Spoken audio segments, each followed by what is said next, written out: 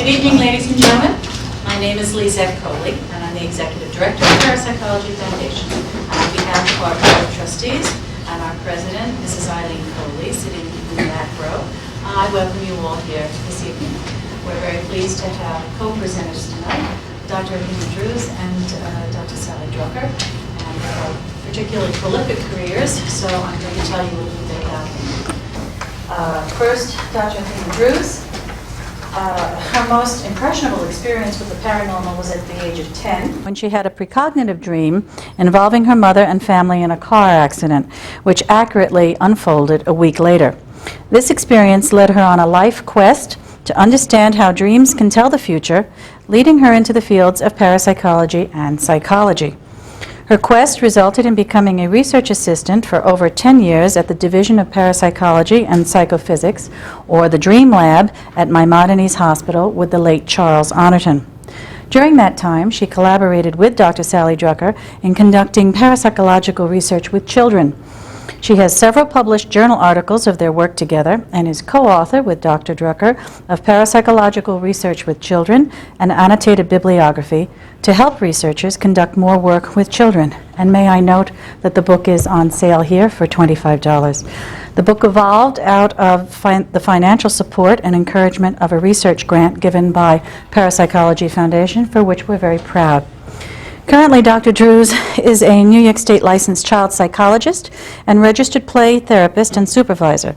She is senior psychologist and clinical coordinator at the Astor Home for Children, a residential treatment center for sexually abused and emotionally traumatized children aged 5 to 12 years.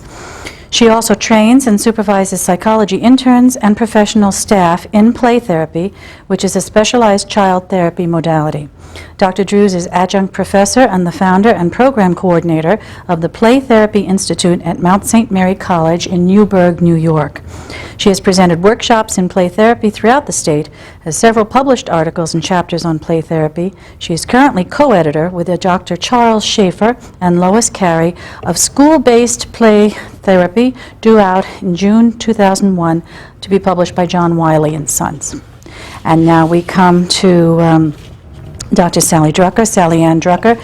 First became interested in the paranormal phenomena at the age of 12. A library book she found on the subject, however, was written by a skeptic, and her interest went underground. In the 1970s, we're glad to say that it resurfaced, and she too worked with Charles Honorton at the Maimonides Division of Parapsychology and Psychophysics, researching altered states and then initiating a project on ESP in children. Introduced to each other by Honorton, Drucker and Drews became the dynamic duo, as we like to call them, doing studies of children's psi. They presented their findings at several Parapsychological Association conventions, and their work has been published in an article in the Journal of the American Society for Psychical Research and in a Research in Parapsychology, the PA conference proceedings. In 1991, their book, again, because we want to sell that book, Parapsychological Research with Children and Annotated Bibliography, was published. Library research for the book was done at the PF, and their research and their book was partially funded, as I mentioned, by PF grants. Currently, Dr. Drucker teaches in the Department of English at Nassau Community College, Garden City, New York. Her non-parapsychological publications include literary criticism and poetry, along with technical writing and book reviews. Affiliated with the Rhine Research Center in North Carolina since 1988, she gives an annual lecture on children's ESP to the summer study program and works with the SSP students in various ways. She's also given workshops at the Rhine Center on Altered States and ESP, written and edited the center's newsletter, and helped to edit the Journal of Parapsychology. So it gives me great pleasure to hand you over first up to Dr. Drucker.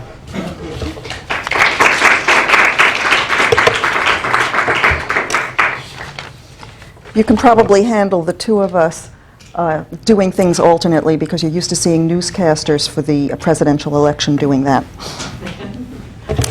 I'm going to talk about controversies, culture, and the M&M's studies that we did first.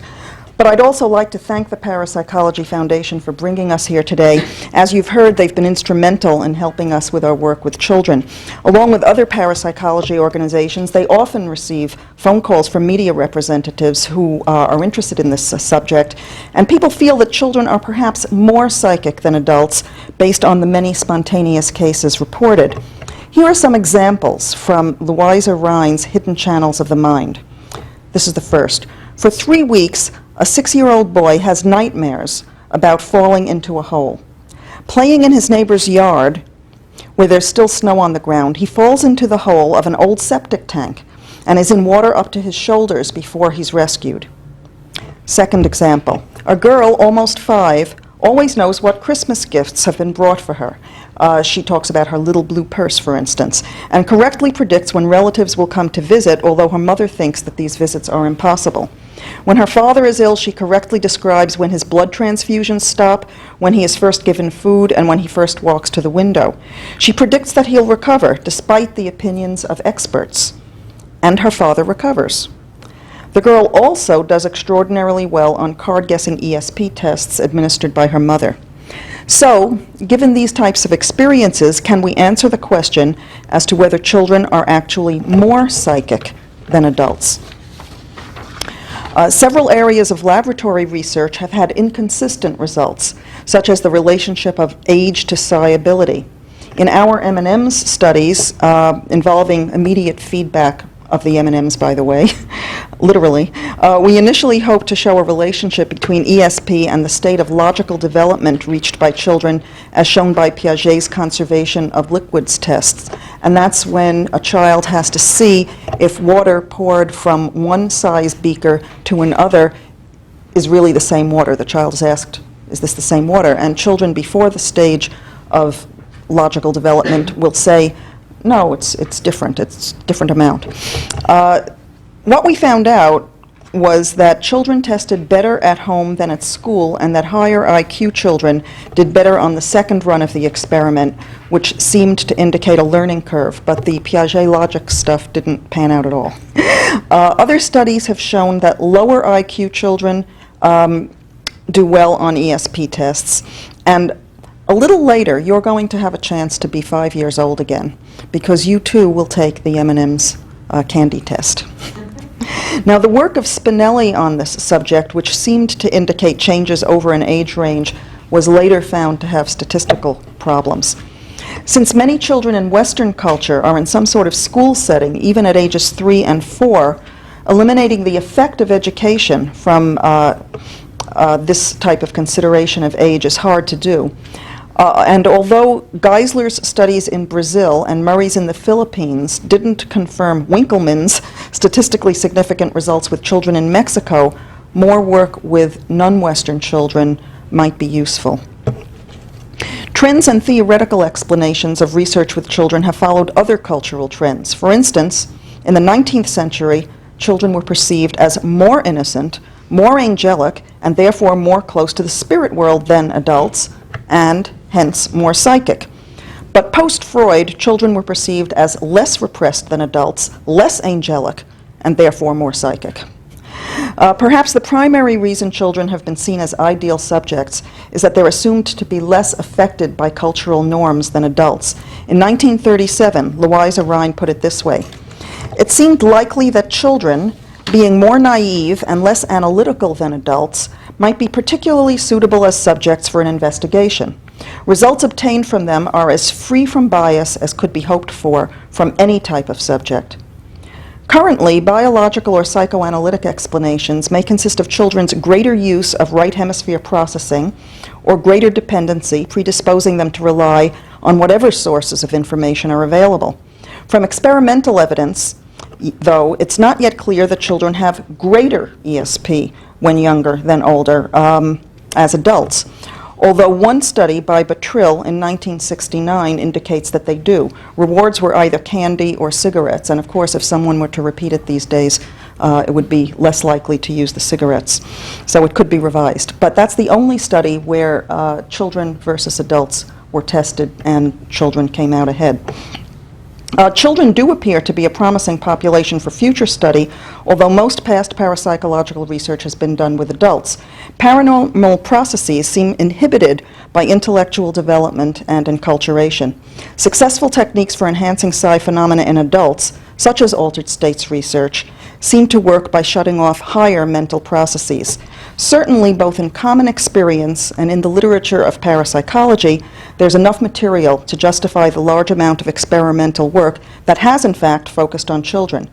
In our book, not to mention it again, there are 463 entries, although some are cross-referenced and some are non-experimental articles.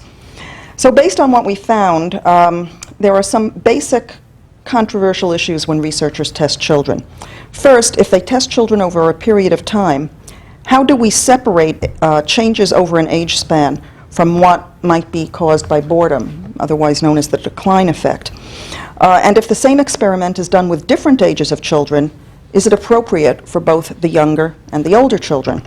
If not, then it doesn't tell us if age is the factor affecting psi, since the scoring difference might be due to the appropriateness or inappropriateness of the experiment. Jan Ehrenwald presented the concept of a psi filter that's perhaps more permeable for children. Yet if this filter is there for reasons of biological survival, we have to ask ourselves, screening out noise, trivia, and unpleasantness, why would anyone, especially a child, want to drop it in a situation where he or she doesn't feel totally safe? And how safe does a child really feel in an experimental laboratory with a stranger? Even in a classroom, how safe is it for a child to drop that screen? Perhaps the fact that experimental results have actually been as good as they have been speaks to the idea that children do indeed possess special abilities. So now, over to you, Athena. Thank you.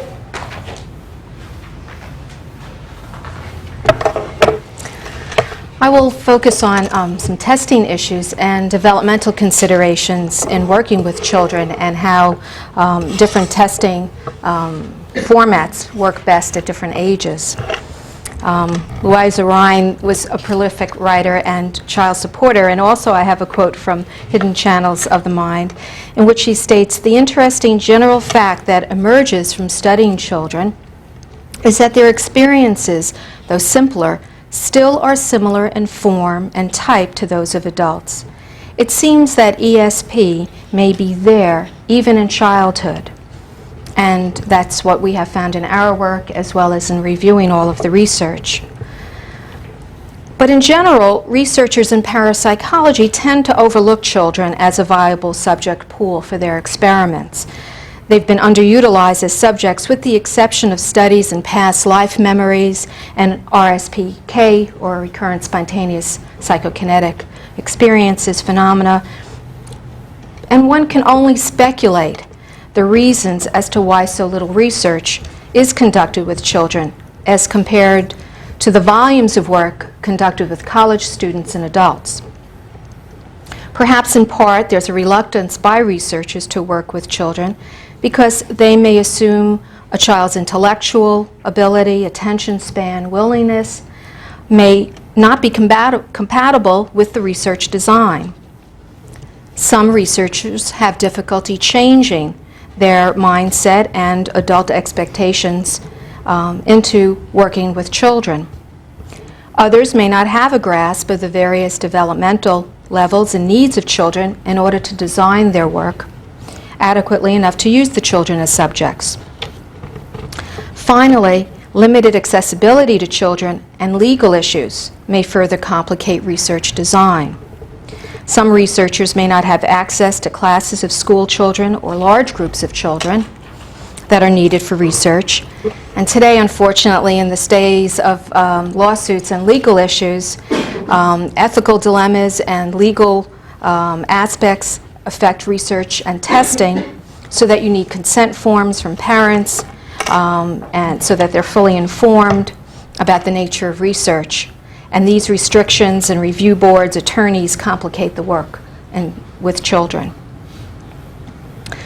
But as I have found out personally in working with children in parapsychology research, it can be challenging but enjoyable and very productive if you approach it with a certain understanding of what the children's needs are. They make excellent subjects. And as Sally mentioned, they've not accepted these cultural concepts of what's possible or impossible. They're not negatively conditioned about psychic phenomena. And when younger, they're have a less structured and less limited concept of time and space. There are certain parameters that an evaluator or a tester should consider when working with children, such as establishing rapport, offering consistent encouragement to reduce anxiety, making the tasks playful, interesting, colorful, planning several shorter sessions rather than one very long one, being honest and direct when trying to elicit the child's cooperation and explaining the test requirements,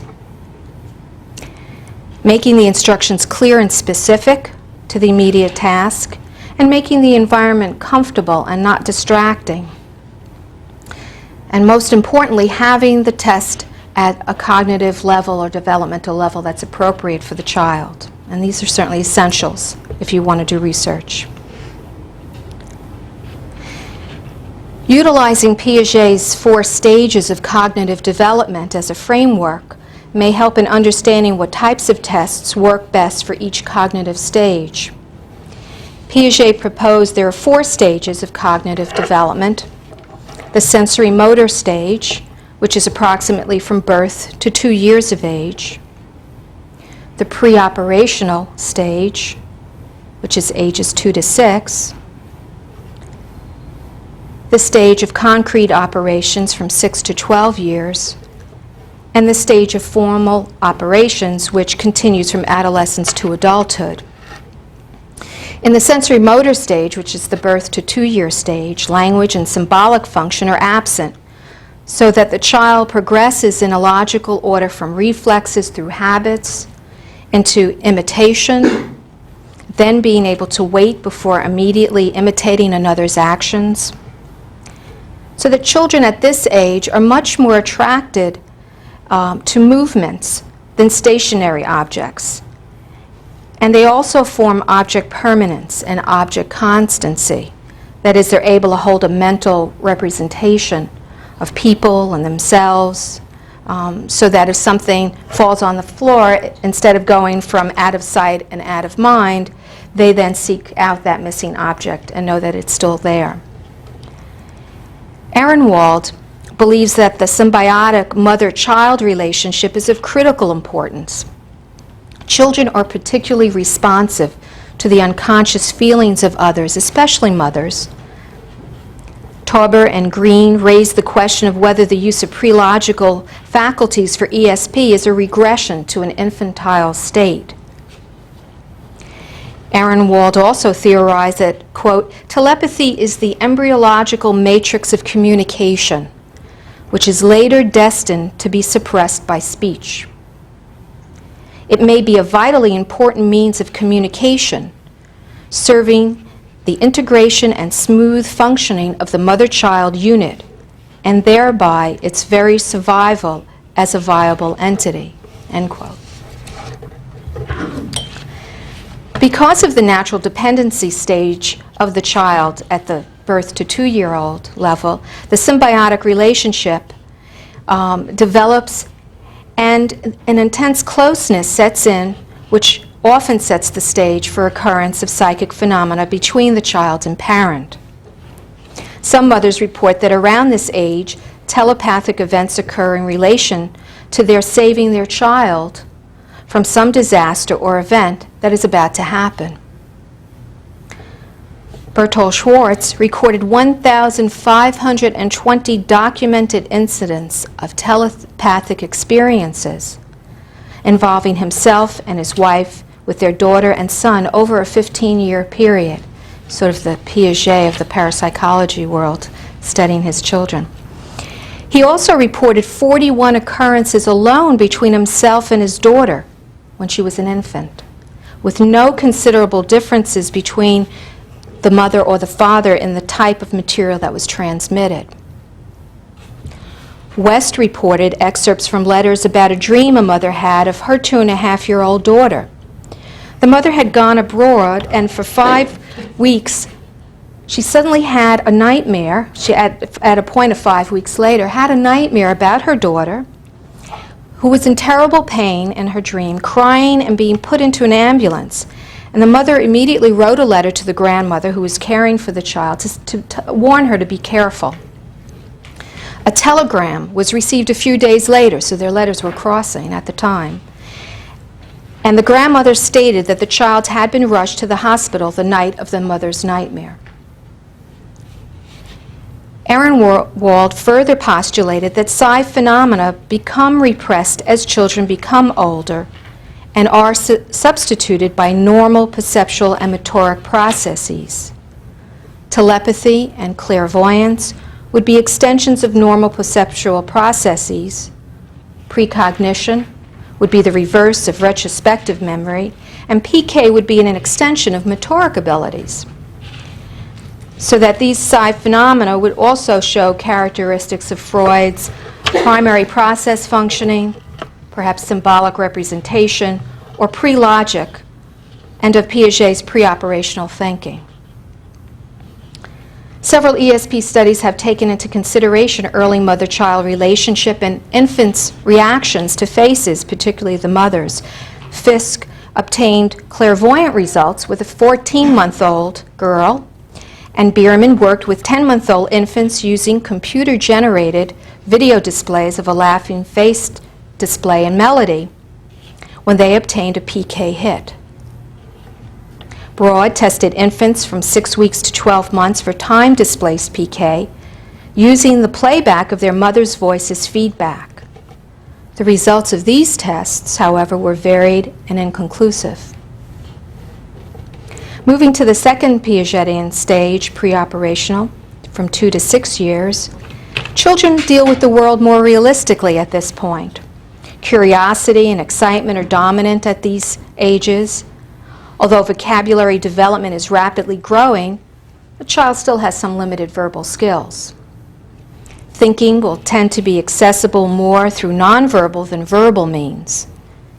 And the thinking will be intuitive, imaginative, determined by magical thinking, and unrestrained by adult logical rules. They start to have symbolic representations and engage in fantasy. So the world becomes a very alluring place for them at this age. They want to touch and smell and test things out, learn about everything through action, and are not going to sit still and want to be noisy and have a great deal to say. They're very egocentric, and their point of reference is very personal. They can also have a lot of frustration and will need a lot of extra time and patience when testing them. Stevenson found children in India who began speaking about past life memories, which Sally will go into more detail about, that their memories began around 38 months and faded around 79 months. Children's near-death experiences, which I'll talk more about later, were very much similar in content and sequence to adults. And research at this age with preschool children that we conducted found that using very colorful candies and targets was very useful for this age group. In the third stage, the concrete operational for the 6 to 12-year-olds, they are much more concrete in their thinking. They're less intuitive. They become more rational, more concerned about categories. They're still in the here and now, but they're unable to transcend the concrete and consider different possibilities. Although they can begin to plan ahead, children at this age will quickly tackle a problem, but their approach will be somewhat practical and just based on the empirical information. And not surprisingly, most of the studies done are with this age group, which are the school-age children, which Sally will talk more about. The type of target that's useful and appropriate to this age group can be things that are age-related, such as cartoons, or Bob, who will speak later on some of his work, the Jedi, Star Wars, Pokemon types of things would be the targets that are most relevant for this age group. Kathamani, Kilji, and Perlstrom used specifically designed target decks with cartoon characters and had rewards of stickers to help motivate children 5 to 10 that they tested. Krippner also used a different deck of cards with photographs of dogs and cats, fish, ships, things that were more relevant for the children. Winkleman used small monetary awards and candy incentives. And Anderson had 8 to 12-year-olds launch a mythical spaceship as their task. Tornatore used fantasy scenario of E.T., the extraterrestrial, with the children in 2nd grade. In the final stage, formal operations, which begins in early puberty around 12 years, it continues into adulthood. Piaget reports that the adolescent's thinking makes a significant shift from a concrete to an abstract level. Here and now concerns give way to a speculative stance, so that the adolescent is examining the whole situation, considering what the possibilities are, the connections, the alternatives. They're capable of problem solving through deduction and can attribute causation. There's genuine cooperation and a fascination with rules. For those of you that know adolescents, they're little lawyers and definitely are fascinated with the rules. There's an interplay between memory, imagination, processing, drawing inferences, and making choices. So the types of ESP testing at this stage becomes much more elaborate. Studies become more involved with attempts to correlate ESP and personality variables and attitudes or beliefs, and to use psychokinetic abilities. It seems at puberty, psychokinetic abilities tend to show much more of a prominent role with adolescents, perhaps because of their changing physiology, difficult emotional stresses at that time on the child, but there's a surge of psychic events that can occur. Matthew Manning, who's a British psychic, had PK experiences that were reported to have started around 10 years of age. Uri Geller from Israel displayed an ability to use his mental concentration to bend forks, knives, nail files, keys into unusual shapes, and even having them break in two. And he was very much publicized on TV and appearances throughout Europe, and a rash of what we call mini Geller epidemics occurred, where children attempted these feats and at times seemed to do better than adults. But Freud must be taken into account for many of these cases, and I'll have a section on Freud a little later. But there are some well-documented cases of adolescents who were able, under controlled testing situations, to bend spoons upwards against the pressure that you'd expect if they held the spoon, and even to have the ability to have some apparent healing powers by holding their hands over affected areas and causing warmth in the affected area. Roll reported extensively on his careful scientific investigations of poltergeist events, which he terms, as I mentioned before, RSPK, or recurrent spontaneous psychokinesis, which were predominantly with adolescents. He believed that the repressed or unconscious hostilities are often directed outward through these RSPK events. These poltergeist phenomena allegedly seem to center around a child at puberty or adolescence, and who is having a major problem with an individual or a dysfunctional family situation, and phenomena such as wrappings, movements of objects, hurling and shifting positions of objects, stone throwing, clock stopping, seemed to happen when that person was around. But when that person wasn't around, they seemed to lessen or disappear. One example is of a house that was constantly pelted by stones thrown by an undefined source. After vandalism was ruled out, Roll found that the agent was a young teenage boy under emotional stress. Hostilities within the child were repressed or consciously denied so that the frustrations and tensions, rather than coming out more in normal speech or physical actions, were released by unconsciously through the RSPK events or PK ability. Often the agent or adolescent does not know that he or she is responsible for these events, and through guidance and understanding, the individual is helped to learn more normal means of expression and control the occurrences. So at this point, we go back to Sally, who'll talk about the school studies. Thank you. There have been numerous school studies done, and I'm going to talk about both school studies and personality variables. As early as 1937, E.M. Bond tested grade school-age children for ESP. Then in the 1950s, researchers began to use classrooms. In Holland, Van Bushbach obtained highly significant results with primary school students when the teacher was the sender rather than a stranger or a fellow student. However, results with the teacher as sender were not significant with older students. This led to the conclusion that rapport is stronger between teachers and younger students than between teachers and older students. And this follows the developmental stages that Athena was talking about. Many replication attempts followed. In America, mutual rapport between teachers and students and positive ESP results did not appear as well marked as with Dutch teachers and students. As an American teacher, I have to listen to that. While teacher-student interaction is present in all classroom situations, feelings about that interaction can differ from one culture to the other.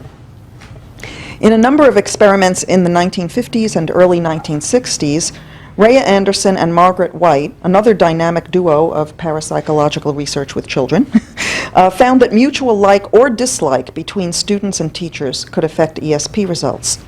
They found that when there was a mutually positive attitude, there were above chance scores, while a mutually negative attitude obtained below chance scores. The difference between the two groups was highly significant. They also compared ESP tests administered in the beginning of the semester with those done at the end. They found that teacher-student attitudes got stronger over time and results varied accordingly.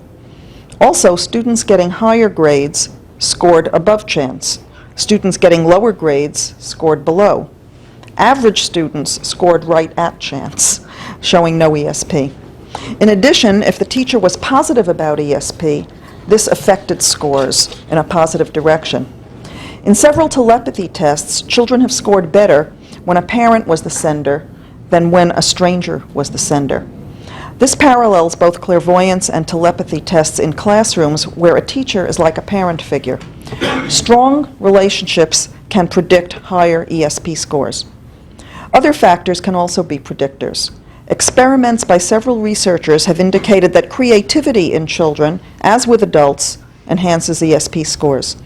Also, high school students reporting spontaneous ESP experiences scored higher on ESP tests than those who did not report any spontaneous experiences. This is also true for adults. In addition, studies have shown correlation with the sex of the experimenter or sender. Girls reacted better to males and vice versa. In one experiment, attention seekers scored better than attention avoiders in psychically matching pleasant and unpleasant pictures with the teacher's choices. As we mentioned before, both highly intelligent and mentally disabled children have been found to score well in ESP studies. In the case of the latter, a close relationship with the teacher, experiment, or sender could have been a factor in obtaining good results. Students who score well on one type of ESP test, such as clairvoyance, are also likely to score well on another, such as telepathy. In 1967, Freeman showed that children scoring well on spatial tasks scored well on spatial ESP tasks, and that those scoring well on verbal tasks scored well on verbal ESP tasks. There are sometimes sex differences in scoring also, depending on the type of target.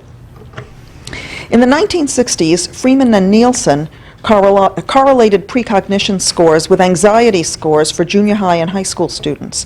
They found that highly anxious students scored better than low anxious students, while mid-anxious scored the worst. Other experimenters got different results when they varied the task. In a meta-analysis of many studies conducted by Erlander Haraldson, defense mechanism test scores correlated with ESP in that low defensiveness indicated higher ESP. In India, Kanthamani and Rao carried on a study of personality variables.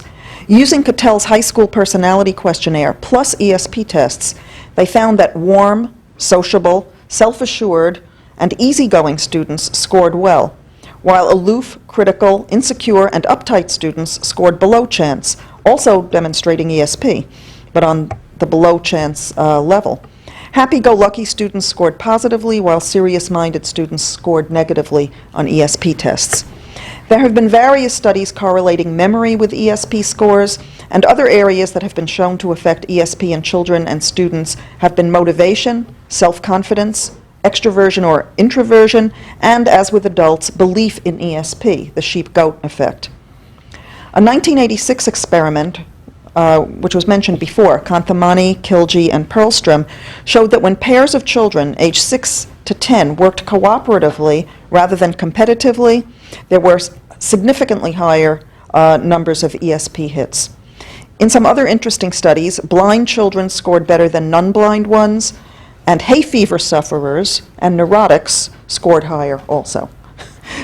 Make of that what you will.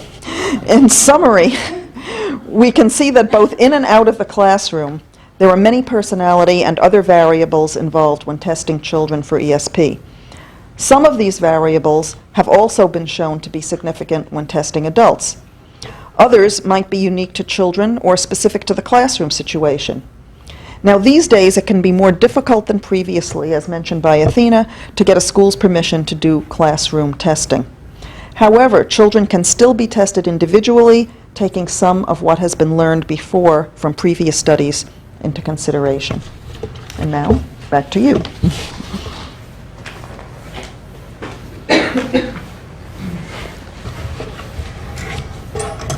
Shifting at this point to some special issues, I'm going to touch on the near-death experiences of children and also get into the issue of fraud, both from the past and some more recent events. Children's near-death experiences, or NDEs, have been studied by Dr. Melvin Morse. He interviewed 11 children, ages 3 through 16, who had survived brushes with death. They included cardiac arrest victims and youngsters who had been in comas. 7 of these children had elements of the near-death experience outlined extensively by Moody. And they included memories of being out of their bodies, entering darkness, being in a tunnel, and deciding to return to their bodies. These 11 patients were compared with 29 children the same age who had survived serious illnesses that didn't involve brushes with death. None of the 29 children in the serious illness group had memories of any elements of the NDE. Morse and his fellow researchers concluded, quote, that regardless of the cause of these unique experiences, it is clear that children who survive life-threatening events have NDEs. Sir Holly reported in an account of an 8-year-old boy who had a near-death experience after nearly drowning. While in the tunnel, rather than seeing deceased friends or relatives, he saw 2 of his family's pets that had previously died. Bush reported a retrospective account of near-death experiences by 17 children ages 13 months to 14 years who were now adults. They had those experiences at those ages. And he found that NDEs of childhood are similar in content to those experienced by adults, with the same commonalities as a light or dark tunnel, a sense of well-being, out-of-body experience, and the absence of fear. These experiences, as reported by the adults, were transformative. The subjects reported that they were sent back to live for a purpose. It was not a grandiose reason, such as saving the world or going to cure some uncurable illness, but rather their purpose was simple: to revere life and see the intricate connections throughout the universe and make them more sensitive to the people around them.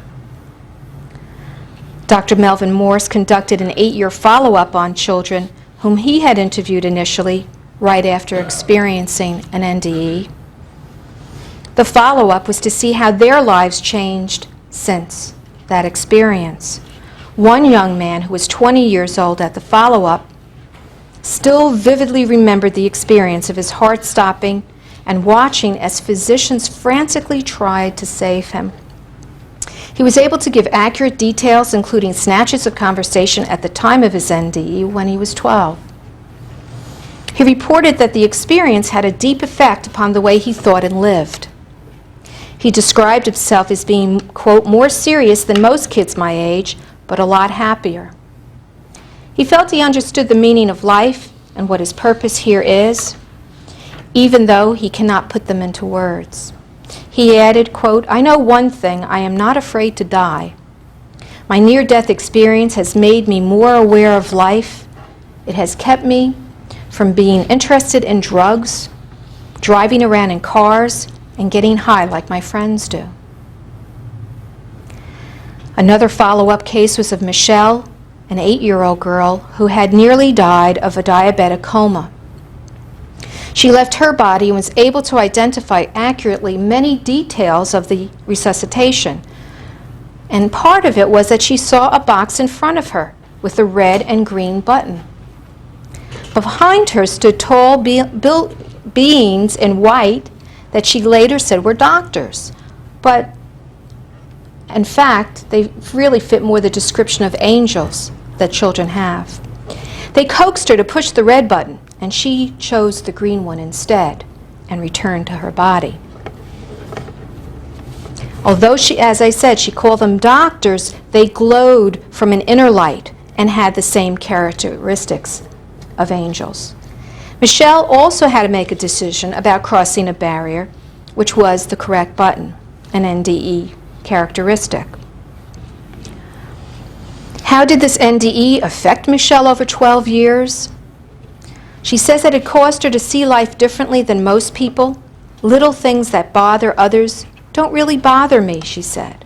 I feel calmer and more in control. Michelle's mother calls her serene and very mature for her age.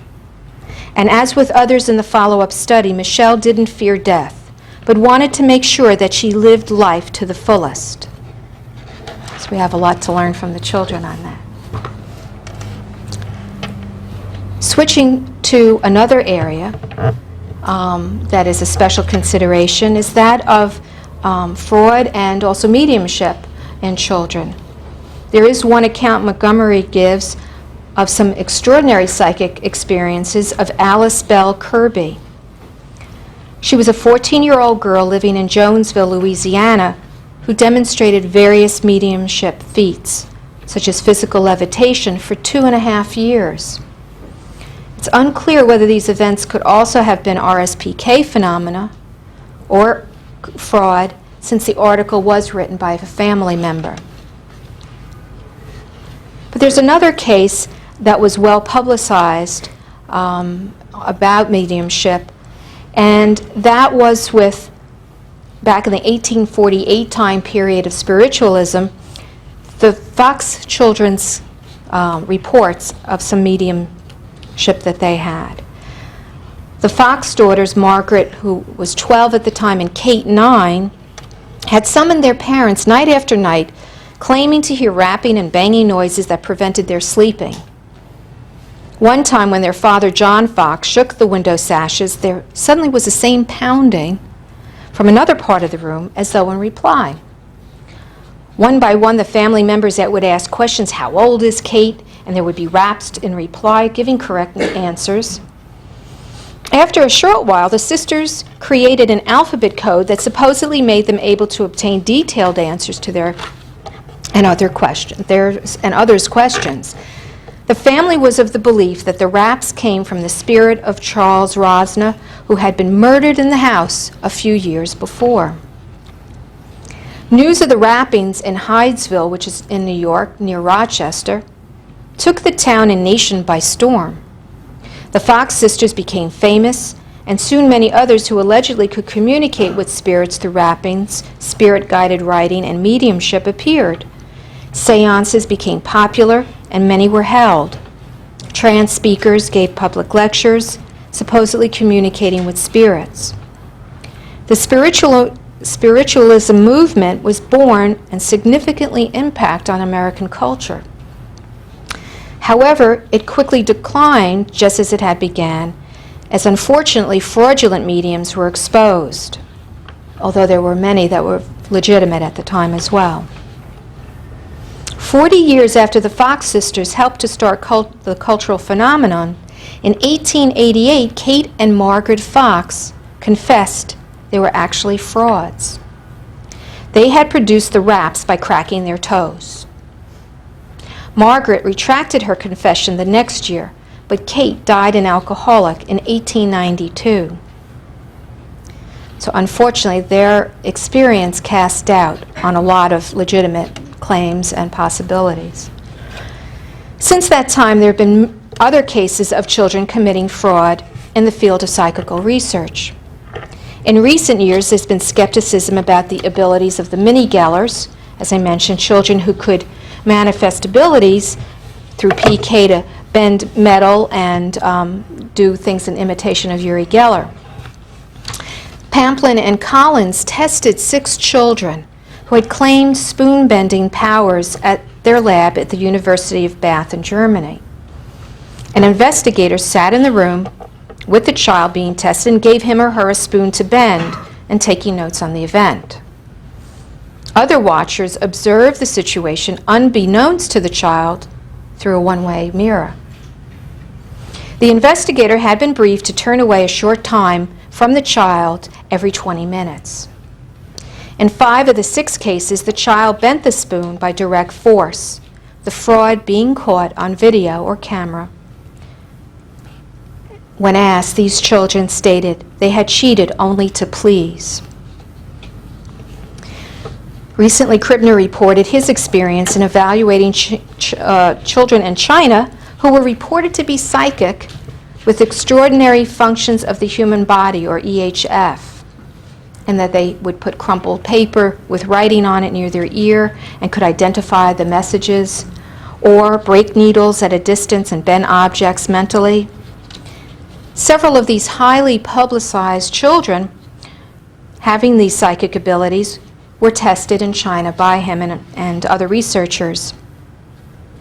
They were given in a controlled experiment objects to bend or identify, which they were unable to do. But during uncontrolled tests, these children were successful. But because the investigators carefully marked the items in a secretive way, fraud was easily detected. Kribner reported, quote, "I did my best to explain to our hosts that such behavior was injurious to their cause. If the children were ill at ease with foreign visitors or tired from a long school day, they should simply have refused to cooperate until conditions were optimal. At the same time, these children were receiving gifts from foreign visitors and attention from adults unknown to them until they began to display purported EH phenomena. Possible motivations for sleight of hand were not difficult to attribute to the young participants," end quote. The difficulties of designing, setting up, and maintaining adequate controls during experiments, especially those dealing with PK, contribute to the possibilities of both intentional and unintentional deception. The added pressure to succeed can occur because children seek adult approval, and they may enjoy the attention. Who wouldn't? They might originally have had some real psychic abilities, but become forced to be fraudulent because of the on-demand and repeated performances that they were expected to do. And since psychic ability in anyone may vary depending on who the experimenter is, the mood, the physical state, the motivation of the subject, it seems very likely that children would enhance their scores artificially so as not to disappoint others or lose attention that they've begun to enjoy. So rather than avoiding working with children, throwing the baby out with the bathwater and not doing any work, researchers should consider the possibility of fraud when designing studies with children so that adequate controls and safeguards are imposed. And now Sally will talk on the past life experience. This is the moment that you've been waiting for, your chance to be 5 years old again, or somewheres in that vicinity. Athena is going to give each of you something to write on and a goodie bag. In the goodie bag are 5 M&M's candies of different colors. These are the same colors that we used in our M&M's tests, although these days blue has been added to the M&M's spectrum. But this is the classic M&M's test. And by the way, we once applied to the M&M's company for a grant, thinking that at one of their major anniversaries that they would want to know that we had initiated this project using, and we're giving them lots of free advertising, and we never heard from them. So that's how it goes in parapsychology. But what we'll be doing is very similar to the runs that are done with Zener cards, which some of you may have heard of, where there are 5 different pictures. But in this case, there are 5 different colors. And you'll be guessing which color M&M will be coming out of the bag that I'll be putting my hand into. Now, you have a choice. You can choose to do this as a precognition experiment, because when I give the number of the particular trial, say 1, 2, 3, that would be your chance to guess what's going to come up. My hand will not be touching an M&M yet. If you want to do this more as a clairvoyance experiment, you can wait until I say I'm touching it. And that way, some of you may choose to test yourself one way, some of you may choose to test yourself the other way. When we tested the children, it was 2 runs. We're only going to have time tonight for 1 run, because I think that you might want to ask us some questions also. And before we get started, I'd like to mention, and before we get into the question period, that we have with us tonight Bob Bourgeois from the Rhine Research Center, who is currently doing research with children. He's the only person in the country I know of who's currently doing research with children. But it's different from this M&M's game. It's a computer game, because this is the year 2000, and things have gotten more high-tech. And children are very used to doing computer games. So when we answer questions, if you have any for Bob, he can answer questions about that also. And now, here we go, the M&M's game. When I did it with children, I had a magic white clown glove on. So I hope that you can bear with me, since we're not doing it that way today. So I'll give you the number. If you want to do it as precognition, you write down your guess then. If you want to do it as clairvoyance, you wait until my hand is in the bag and I'm touching one. Okay. Number 1. I've got one. And you're going to put down which color it is. Red. There's an equal number of each color in this bag. 2. I've got one. And it's yellow. We shake up the bag. And by the way, it was especially difficult when there were siblings around, as you may remember, because the siblings always wanted candy also, even if they were over or under our age range for the test. Okay, number 3. I've got one. And it's another yellow. Number 4. And here it comes. Brown.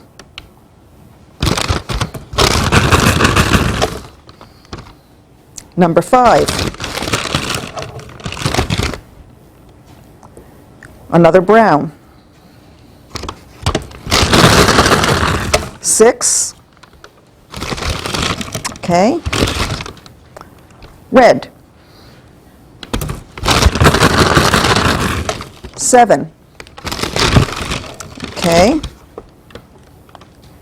Another red. We'll shake it up really well. One fell out. Uh-oh. It's behind you. Uh-oh. Turn around. There it is. Somebody has very strong PK in this room. I don't know who it is. Okay, we're up to 7, right? 8. Oh, 8, okay. I've done 7, okay. Number 8. Got one? There it is, that orange that fell out. By the way, I'm not looking, I can't see, this is opaque. We shake it up. Number 9. Okay, I've got it. It's a red. Number 10. I have it. It's an orange. And this is the point where with kids you start really making it quite a bit of a game. You know, the airplane is going bzzz, or the bee is going bzzz, and we're up to number 11. It's a brown. 12. I have it. It's a green. 13. By the way, this becomes a musical instrument when you shake it up. Working with kids, there are special stories that you start to tell. Okay, so we're up to 13. I have one. It's another green.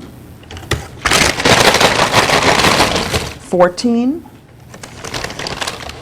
I have it. It's a yellow. 15. I have it. Green. 16. I have it. Red.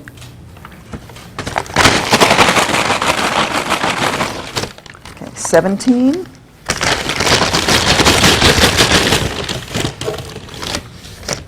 I have it. Green. 18. I have one. Orange. 19. Here we go. Brown. 20. I have one. Orange. 21. I have it. Green. 22. I have it. Green. 23. And here it comes. Brown. 24. In we go. It's red. And last but not least, 25. Have it. And it's yellow. Now this is a little different from the way that we did it with the children because they got a color that was identical to what they guessed correctly. But it would have been a little bit difficult to do that with all of you simultaneously. So you get, to keep your goodie bag of demo M&Ms, And it's also different because in a group, you never know whose ESP is actually interfering with yours, right? So given that you're all probably in the high IQ kitty area, so your scores probably would have gone up in the second run. You don't have to worry if you didn't score that well in this run. For those who might want to know the statistics, researchers usually look at around 9 as the number that's considered a good number if you're guessing. So just out of curiosity, should we ask the group? Anyone wants to share it? Yes. How many people got 0 correct? That too might be statistically significant, you know, just in the opposite direction. Maybe you don't like M&Ms. Okay, 2? Okay, again, if it's really low, that 2. But I admit I had no feeling for an answer for Okay. a number of them, so it was just... Yeah, that's possible, I yeah. mean, I was scribbling Whatever. Yeah. or leaving it blank. And one type of ESP test does a confidence call where, in fact, whether you do feel confident or not is a predictor of whether you score well or not. Okay, so 3. Okay, more people. 4. We're getting closer to chance. 5 would be chance. Some of you right on target there. 6, a little over chance. 7, a little more over chance. 8, okay, getting there. 9, see, now they want to test you again in the lab. Or we as researchers would say to the mother, can we test this 5-year-old again, please? Anybody more than 9? Wow, okay. The researchers want to test you more too. Now we have more M&Ms here, so all of you get a reward if you want it. We can pass it around and you can either give yourself the feedback of the colors you guessed correctly or simply go for it. And to make sure that we have some time for questions, because I know that they toss us out of here at around 9, we'd like to open it up to questions. Both Athena and I will be happy to answer whatever questions you have. I believe we probably need to both speak at the podium for the microphone. And if you have any questions for Bob as well, I'm sure he'll be happy to answer them. So, what can we answer for you as your mouths are filled with M&Ms? Yes? Oh, just about this test.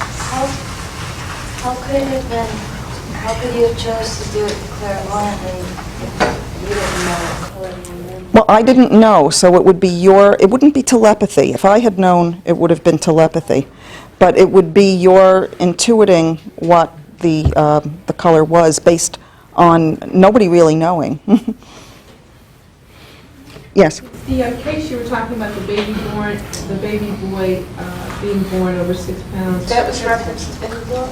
No. Okay, that's an outside reference. But in the book, there are other popular books that are in there, and it may be referenced in that. And What reference was the author of that article? I could give it to you after. I would have it. There's also a book that I think is useful for kids, if you have a child in your life who would be interested in reading about ESP, called How to Read Your Mother's Mind by James Deem, D-E-E-M. Have any of the kids ever told you anything about yourself that you didn't know before? I mean, that you knew, but they would have no way of knowing? I didn't have that experience when doing testing because it was such a short period of time and they were very interested in the M&Ms. In my experience in working with children in therapy, sometimes they will come up with something sort of out of the blue that may be more personal, that they wouldn't have known otherwise. A lot of the children will more than likely pick up something that went on in a session before. They'll walk into a room and start to say or do something that the child that I just saw said, which can be very uncanny. Like, were you watching? How did you know? But and that's actually very common in the therapeutic setting with adults also. Psychiatrists and psychologists have reported that. Yes? As an adult, it wasn't a dream, but I had a premonition that a relative of mine, a young relative, would die within a few weeks, and sure enough, that happened. Did you tell anyone? Yeah. Did they respond?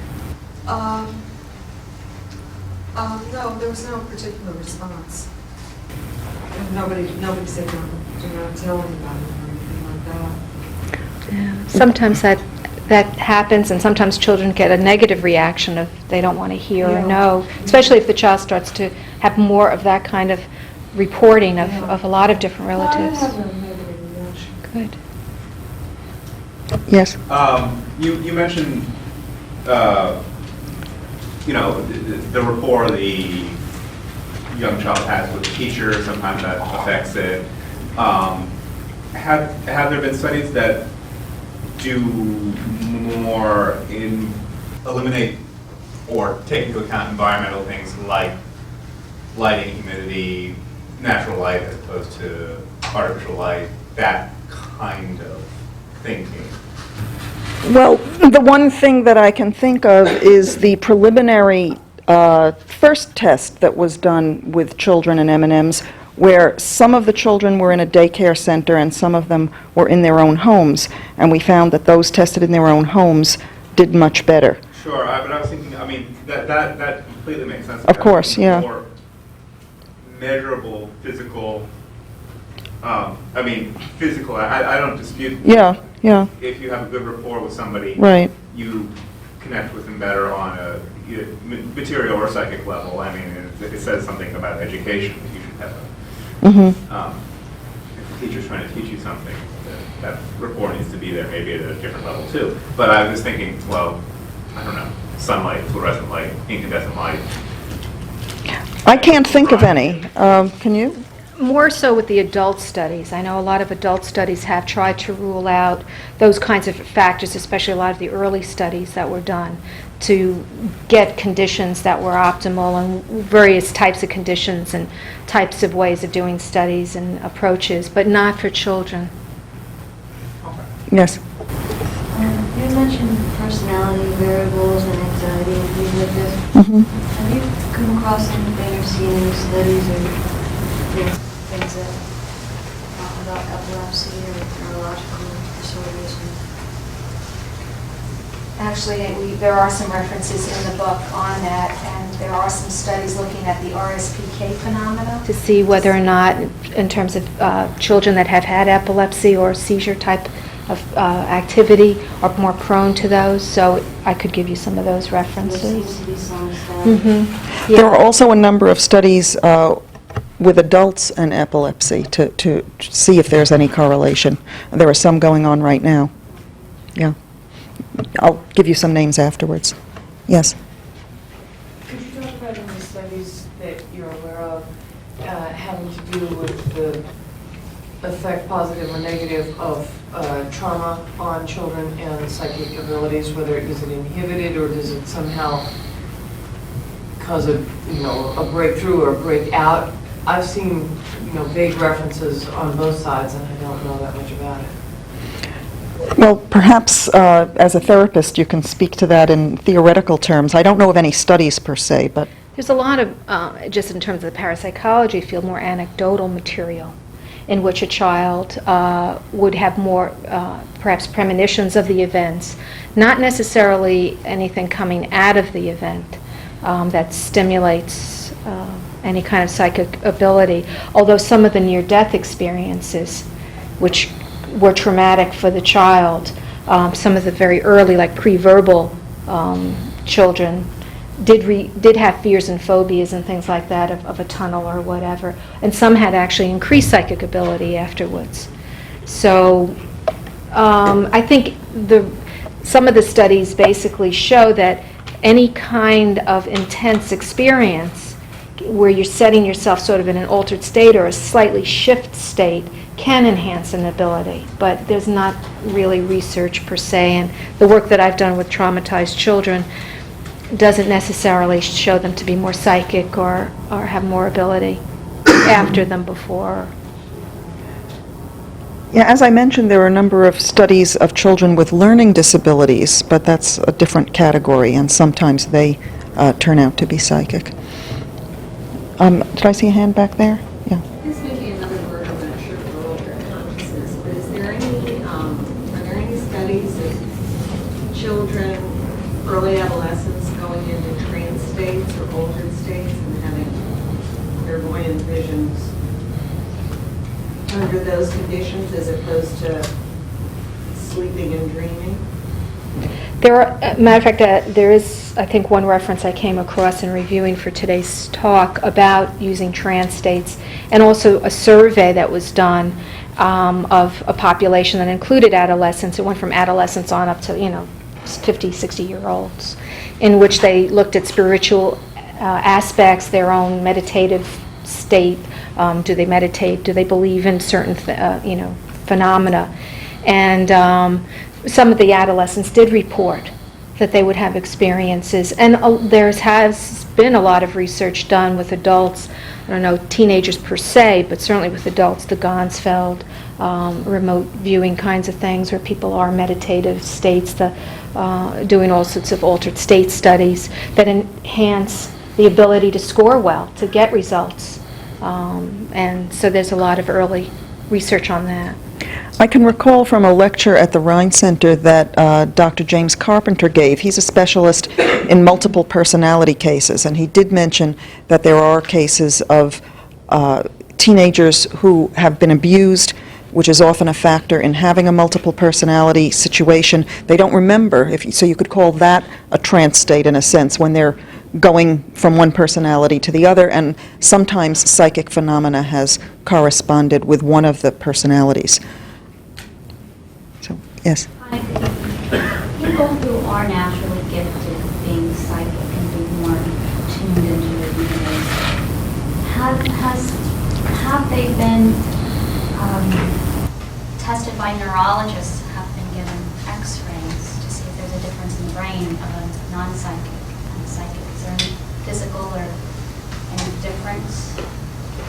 There have been some recent studies on the brain and how that corresponds to psychic abilities, and even trying to map the parts of the brain that might be most active during an ESP task.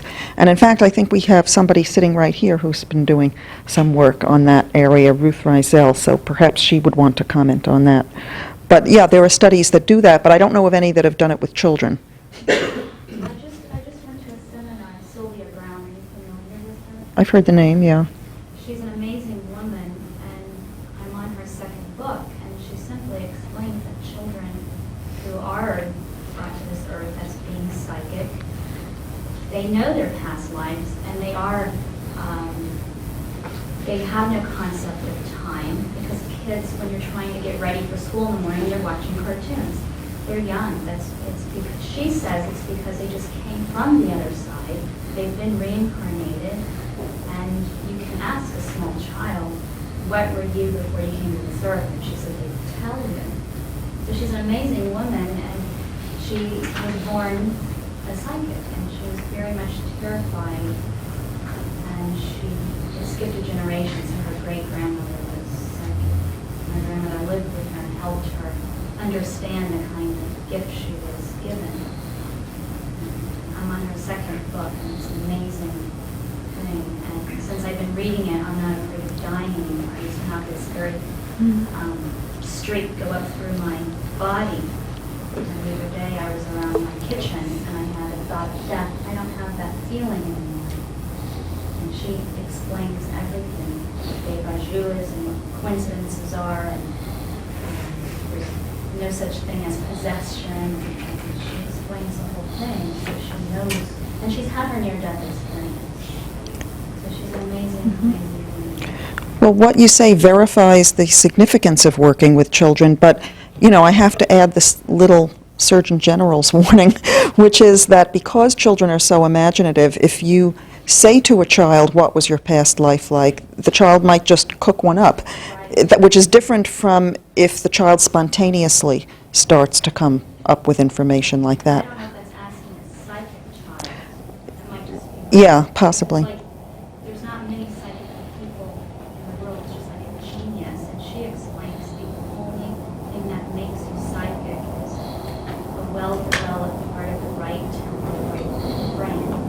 That's all it is. Some researchers feel that we can develop our psychic abilities more, but that many people simply repress it.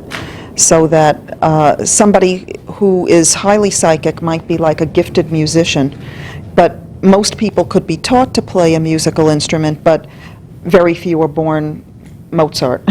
So that might be the difference. Did you have something to add to that? In terms of the whole part of just listening to children is important and being open to what they say. I agree. I think children tend to come forward with a lot of experiences and knowledge. Where they get it from, it's hard to tell, but as all of the past life studies show, a lot of children do remember having lived before and or why they're here.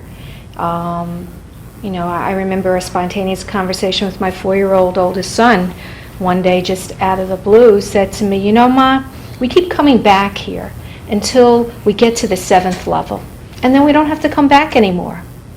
And it just caught me off guard. We were playing. We had no conversation about psychic events. He didn't even know what I was doing or had done.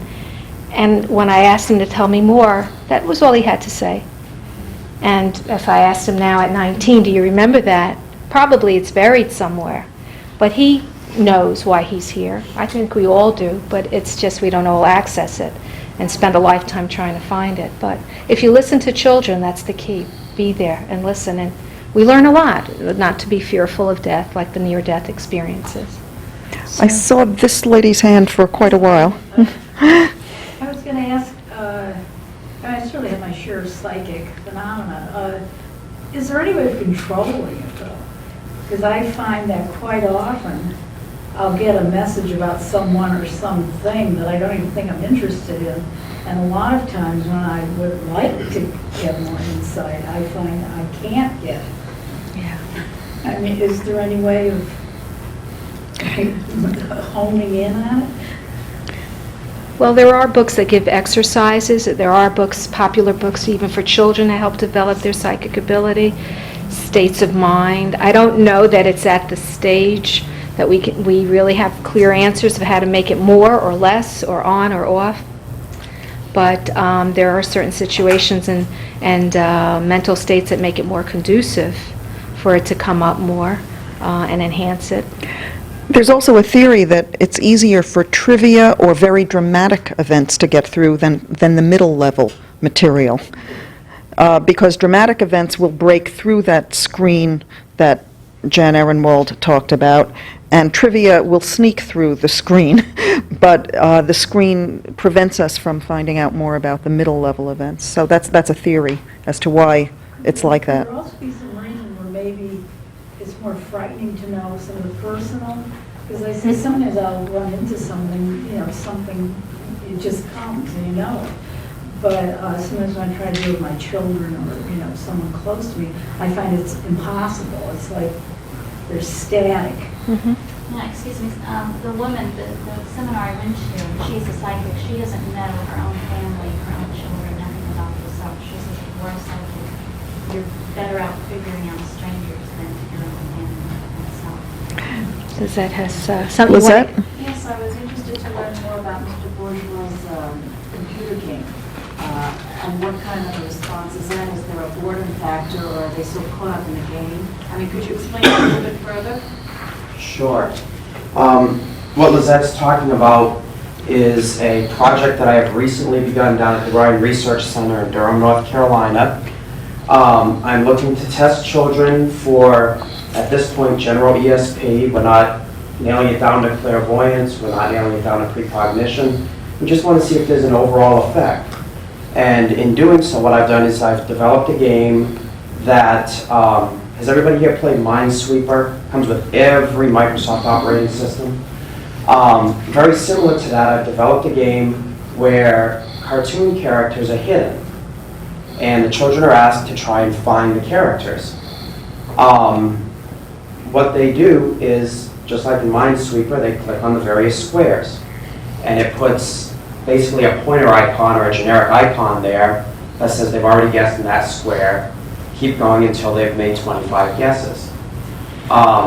They're trying to find characters that are familiar to them, like Bugs Bunny characters or Star Wars characters, or things that children are interested in. After they have done that, what they do is they find out how many of the characters they actually found. And they do this 3 times for 25 guesses each. And, like you mentioned, there's been no indication of a boredom factor in that. It goes reasonably quickly. The children that I've tested so far have ranged in age from about 4 to 10 years old, so that's about the age range that I'm looking at. The typical response that I've received from children has been, I want to play again and again and again and again. Unfortunately, I don't want them to get bored with it and hopefully use them further on down the road, so I restrict them to the 3 games. And it's at such an early stage, I really haven't had a chance to look over any of the data at this point, so I really don't have any sort of results that I can point to or say yet. But it's just starting, like Athena and Sally pointed out, and hopefully it'll get the community interested in conducting research with children again. Would you make that game available to other researchers? Possibly.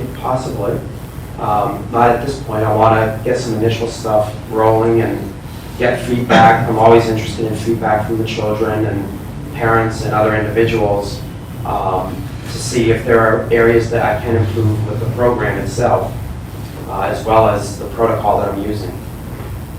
So maybe somewhere down the road. We have 10 minutes. Speaking of feedback, the M&Ms are still there, and if we go home with them, we'll eat them all. So perhaps it should start circulating again. Well, we'll put it in the... Thank you very much, ladies and Thank you.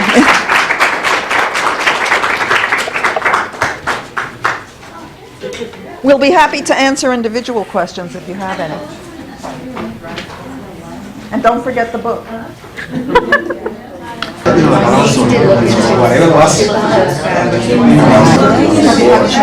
That Sally mentioned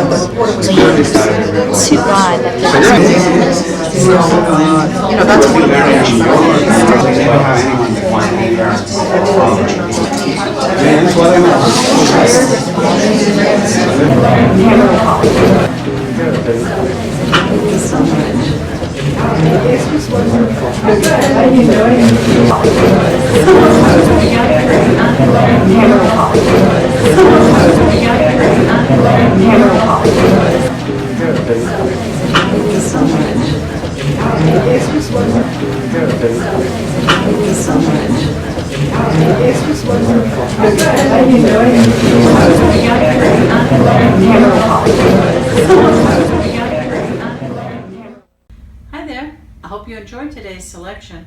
My name is Lizette Coley and I serve as president of Parapsychology Foundation. I hope you give us a like, and if you have a comment, then do so below and we'll try and better serve you. Any suggestions are welcome. And we want to thank very much our loyal subscribers. This is a relatively new channel and a new venture for Parapsychology Foundation, so we very much appreciate your loyalty. And if you haven't decided to subscribe, maybe pretty please you could.